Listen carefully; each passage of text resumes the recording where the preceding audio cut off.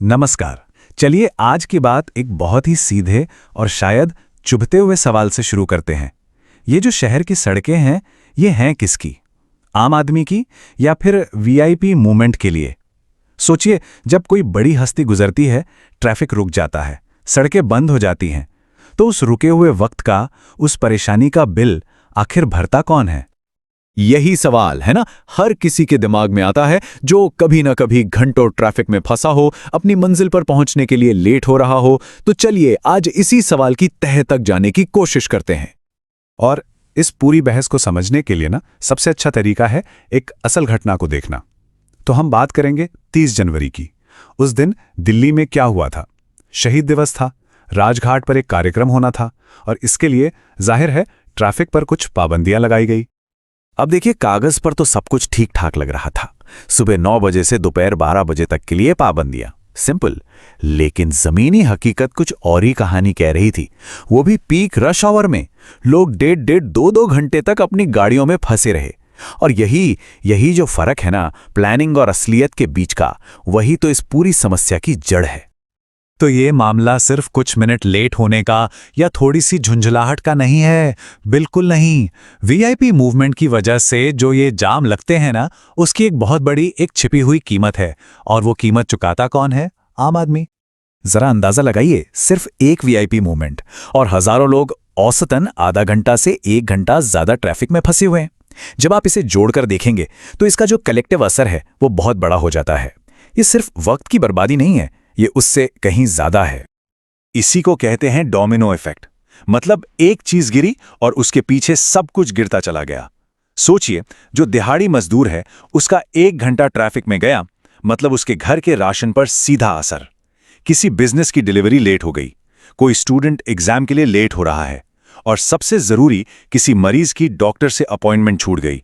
हो सकता है कि बड़े सिस्टम के लिए ये बस एक छोटी मोटी असुविधा हो, लेकिन एक आम इंसान के लिए ये उसके पूरे दिन को पटरी से उतार सकती है। तो सवाल ये उठता है कि ऐसा होता क्यों है?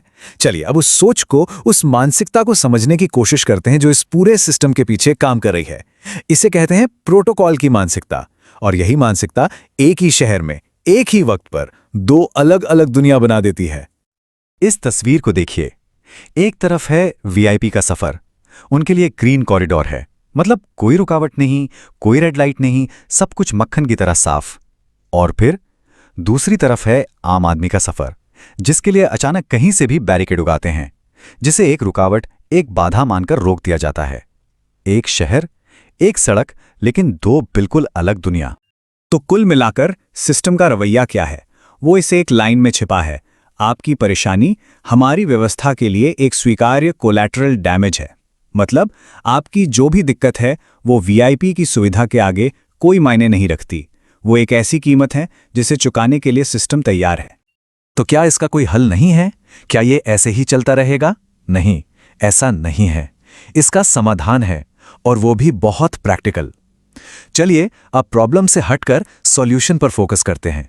एक ऐसी व्यवस्था जो नागरिक को, आम आदमी को सबसे पहले रखे। तो क्या किया जा सकता है? देखिए, कुछ कदम उठाए जा सकते हैं। पहला, हर पाबंदी के लिए एक हार्ड टाइम कैप हो। मतलब अगर 12 बजे तक का टाइम है तो मतलब 12 बजे तक, और लोगों को रियल टाइम अपडेट्स मिले। दूसरा, हर बड़े मूवमेंट के बाद एक पब्लिक इम्पैक्ट ऑडिट होना चाहिए, ताकि पता चले कि जनता को कितनी परेशानी हुई और जवाबदेही तय हो। तीसरा, और ये सबसे जरूरी है, एम्बुलेंस जैसी इमरजेंसी सर्विसेज के लिए रास्ता हमेशा खुला रहना चाहिए, नो कॉम्प्रोमाइज। और चौथा, इस प्रोटोकॉल शब्द की परिभाषा ही बदल दी जाए। प्राथमिकता वीआईपी की सुविधा नहीं, बल्कि जनता को कम से कम असुविधा हो, ये होनी चाहिए। तो आखिर में पूरी बात आकर टिकती है 2 चीजों पर, जवाबदेही और एक्शन। समाधान सिर्फ सिस्टम को नहीं बदलना है, बल्कि हम सबको एक नागरिक के तौर पर और ज्यादा जागरूक होना होगा। और जरा इस बात को गहराई से सोचिए, शहीद दिवस जैसे मौकों पर हम शहीदों को सच्ची श्रद्धांजलि कैसे देते हैं? किसी वीआईपी के लिए रास्ता खाली कराकर, या फिर जनता के कीमती वक्त और उनकी सुरक्षा का सम्मान करके? शायद सच्ची जनसेवा का मतलब यही है। तो हम आपको इसी सवाल के साथ छोड़े जाते हैं। इस समस्या का असली हल क्या है? क्या हमें और ज्यादा सख्त नियम बनाने की जरूरत है, या फिर जो नियम पहले से हैं बस उन्हीं को बेहतर तरीके से, ज्यादा समझदारी से लागू करने की जरूरत है? सोचिएगा जरूर।